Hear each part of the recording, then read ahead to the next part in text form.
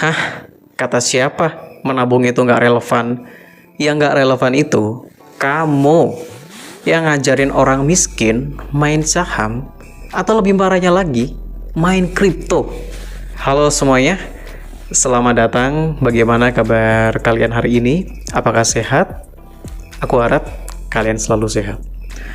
Hari ini kita bahas suatu statement ya, yang menurutku itu cukup nyeleneh, aneh, dan apa sih gitu. Menabung itu nggak relevan. Uang kita tergerus inflasi. Satu-satunya cara kaya itu investasi. Sebar investasi kalian. Bahkan kalau bisa ke kripto daripada saham.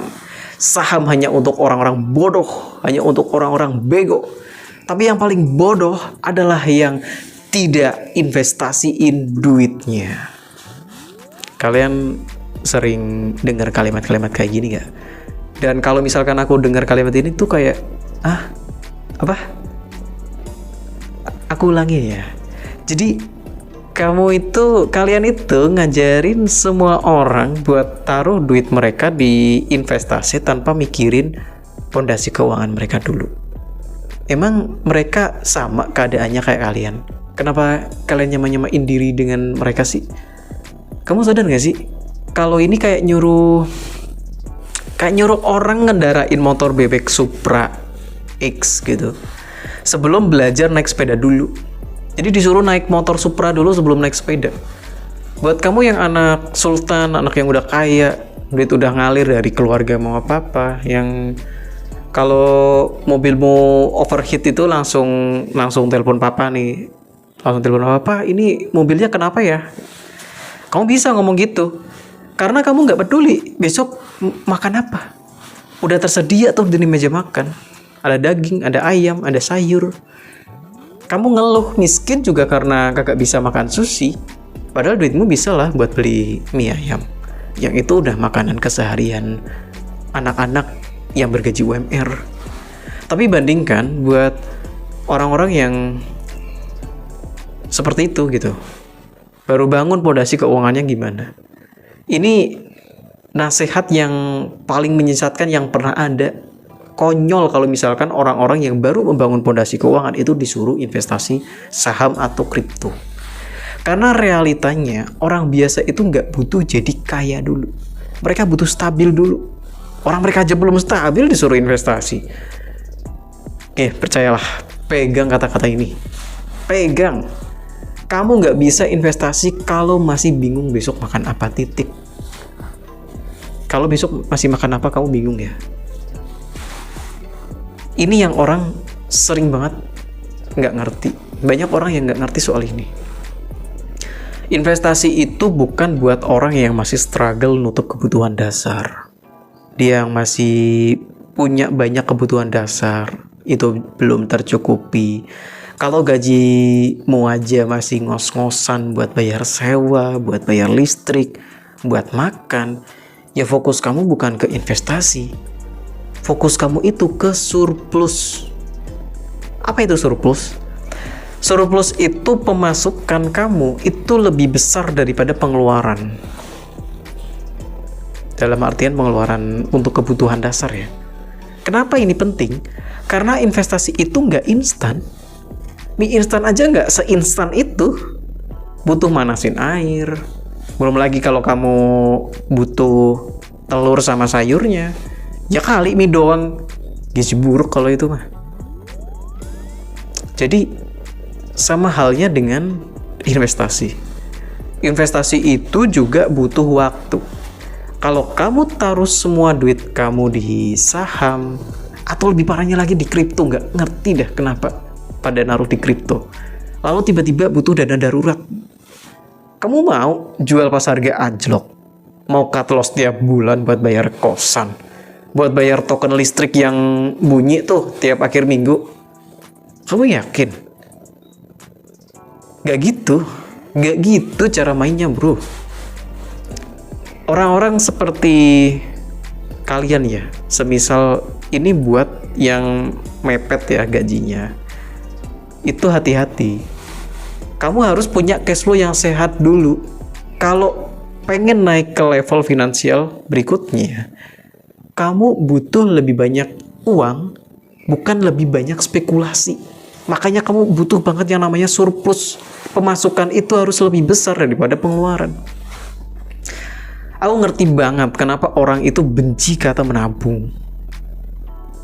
Menabung memang gak bikin kaya. Iya, betul. Aku pun juga setuju. Ada benernya. Ya meskipun gak bener gak salah ya. Tapi setidaknya bikin kamu itu gak jatuh miskin. Itu sudah pasti.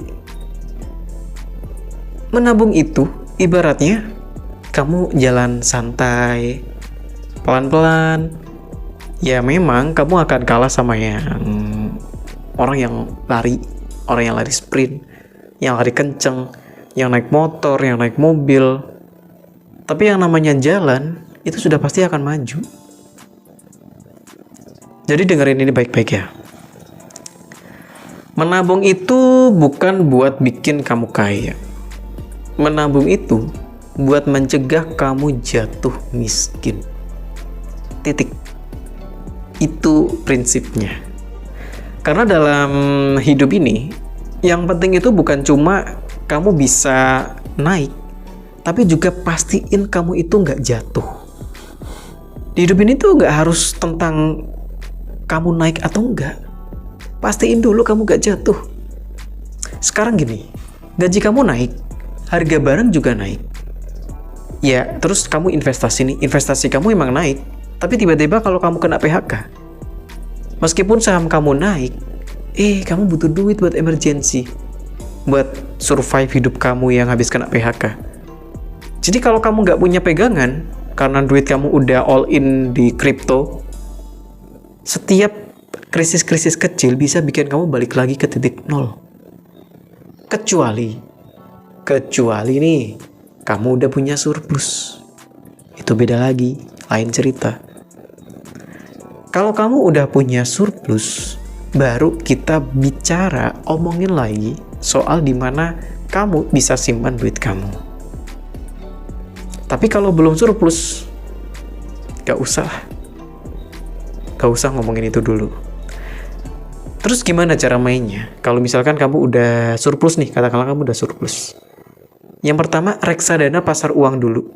Ini aman, liquid, dan gak tiba-tiba seanjlok kripto gitu, enggak. Itu dulu, reksadana dulu. Kalau udah stabil, baru ke obligasi atau saham. Tapi jangan langsung nyebur ke saham yang kamu nggak ngerti. Yang aman-aman dulu aja. Yang aman-aman dulu. LQ45 lah misalkan. Dan terus yang terakhir, kripto misalkan. Kalau kamu emang mau nyebur ke kripto.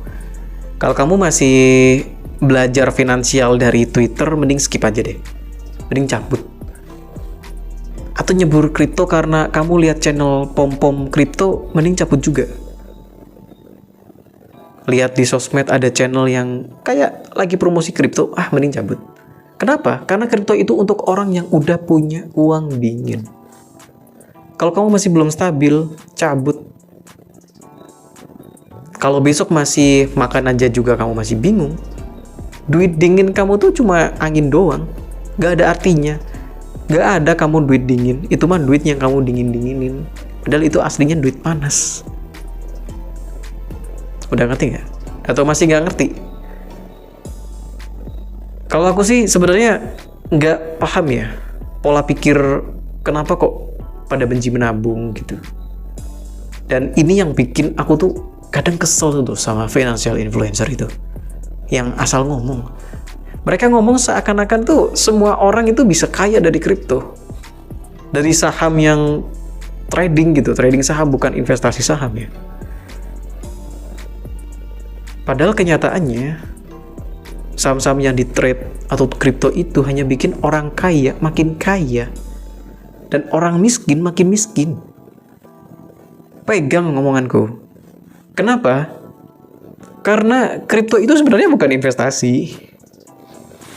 Gak ada investasi kripto, itu gak ada. Itu spekulasi. Gak ada fundamentalnya. Apa? White paper. Gak ada dividen. Gak ada revenue stream. Yang untung itu yang early adopter. Kalau kamu masuk pas marketnya udah hype, kamu itu bukan investor. Kamu cuma exit liquidity doang. Terus kalau kripto itu fluktuasinya itu gila-gilaan gitu. Kau bisa untung 100% hari ini, besok kamu miskin total pun bisa aja. Bisa. Ya memang ada yang kayak tiba-tiba 1000% gitu ada. Jadi kalau kamu masih struggling di finansial, kripto itu bukan solusi. Itu justru financial trap yang bikin kamu itu makin hancur gitu. Terus, wah bang, berarti gak boleh dong main kripto nih. Gak boleh. Boleh. Aku tidak melarang kamu main kripto kalau kamu udah punya uang dingin. Dan gak ada yang larang. Cuma pastiin kamu ada duit dingin dulu, duit nganggur. Duit nganggur itu apa? Duit dingin itu apa? Yang kalau kamu kehilangan duit itu, gak ada masalah apapun di hidup kamu. Kamu gak masalah kalau ini uangnya hilang gitu aja. Gak usah maksain dingin-dinginin duit. Kalau kamu masih butuh duit itu, masih perlu memenuhi kebutuhanmu, ya udah. Itu bukan uang dingin. Gak usah main investasi yang justru jadi financial trap. Investasi dulu aja kepala ke atasmu. Biar makin ngerti. Biar gak gampang dibodoh-bodohin sama financial influencer yang mereka itu sengaja pom-pom kripto. Biar apa? Biar mereka untung. Realistis lah. Jangan banyak halusinasi. Jangan sugar coating. Aku nggak bilang investasi itu buruk ya. Tapi mindset kamu itu harus benar. Dibenerin dulu mindset kamu. Cara benerannya gimana? Ya investasi dulu kepala ke atas. Tapi bang, ada tuh orang kaya dari kripto. Ada bang. Ada tuh yang dapat udah kekayaannya 1T. Masih muda. Ya ada. Ada. Orang yang kaya dari judi juga ada. Tapi itu bukan strategi finansial, itu gambling. Tapi bang, kalau main saham kan juga bisa untung besar. Ya bisa memang. Tapi butuh waktu, butuh riset, dan yang terakhir butuh modal yang kuat. Kalau kamu baru mulai dan duit kamu pas-pasan, modal terbaik kamu itu bukan investasi yang agresif, bukan ngegas. Tapi bangun pondasi keuangan kamu dulu. Titik. Itu dulu. Ada step-stepnya. Sabar. Kalau kamu udah ngerti cara menghasilkan duit, ya minimal sisa 2 digit lah setelah dikurangi semua biaya hidup kamu. Baru tuh kita ngomongin investasi. Kalau kamu cuma investasi cuma 100.000, aduh mah itu gak kerasa marginnya. Kamu mau investasi di saham pun gak kerasa. Itu buat beli es cincau doang itu aja gak cukup. Jadi gak bisa, kamu butuh modal yang besar kalau mau investasi. Kesimpulannya apa? Menabung itu memang gak bikin kaya. Tapi tanpa tabungan, tanpa kamu menabung ya, kamu bakal miskin. Itu sudah pasti. Fokus kamu itu bukan ke investasi, tapi surplus. Kalau kamu udah punya dana darurat, cash flow kamu udah mulai stabil, terutama kalau kamu seorang sandwich generation ya. Kamu punya income yang cukup buat hidup tanpa ngutang. Tapi kalau itu belum kamu capai, jangan mikir jadi investor. Mikirin aja dulu gimana cara kamu bisa setidaknya tidur tenang tanpa kepikiran duit. Itu dulu aja. Karena dalam dunia finansial ya, masalah terbesar itu bukan gimana cara gue jadi kaya, tapi gimana caranya gue gak jatuh miskin. Itu dulu bro.